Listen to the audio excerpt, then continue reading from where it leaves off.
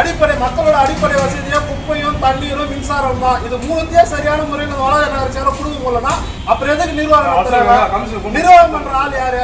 Chairman தெரியாதுன்னா அப்படின்னா நிர்வாகம் பண்றாங்க. எது நான் வர்றேன்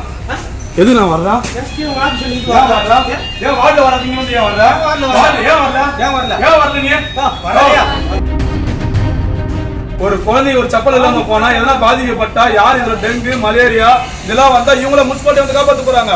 எங்க குழந்தைங்கள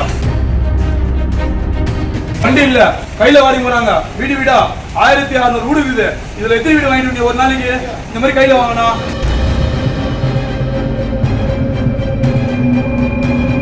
துர்நாற்றம் அடிக்கும் குப்பைகளை அள்ளி வந்து நகராட்சி அலுவலகத்தில் கொட்டிய கவுன்சிலர்.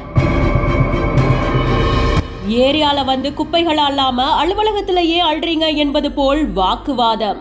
ராணிப்பேட்டை மாவட்டம் வளஜாபேட்டை நகராட்சிக்குட்பட்ட 19வது வார்டுல தான் முறையா குப்பைகள் அகற்றப்படல அப்படின்னு சொல்லி அந்த வார்டுடைய கவுன்சிலர் அங்க இருக்கக்கூடிய குப்பைகளை சேகரித்து வாலஜாபேட்டை நகராட்சி அலுவலகத்தோட வாசல்லே வந்து கொட்டி இருந்திருக்காங்க. இந்த வார்டுல ஏராளமான குடும்பங்கள் வசிச்சுட்டு இருக்காங்க, குழந்தைகள் இருக்காங்க. ஆனாலும் இங்க குப்பைகளை சேகரிக்கிறது, கால்வாய்களை தூர்வாடுறது மாதிரியான தூய்மை பணிகள் முறையா நடக்கிறது இல்ல அப்படின்னு சொல்லியிருக்காங்க. இது பத்தி கவுன்சிலர் ஜமுனா பலமுறை புகார் தெரிவித்தும் எந்த விதமான நடவடிக்கையும் இல்ல அப்படின்னு சொல்லப்படுது.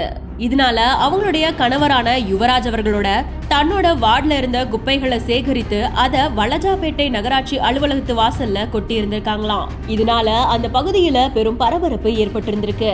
அதை தொடர்ந்து உரிய நடவடிக்கை எடுக்கிறதா நகராட்சி அதிகாரிகள் சொன்னதுனால போராட்டம் கைவிடப்பட்டதாகவும் சொல்லப்படுது. இந்த செய்தி குறித்த உங்களுடைய கருத்துக்களை கமெண்ட் செக்ஷன்ல பதிவு செய்யுங்க. மேலும் செய்திகளுக்கு பிஹைண்ட் நோட்ஸை ஃபாலோ பண்ணிக்கோங்க.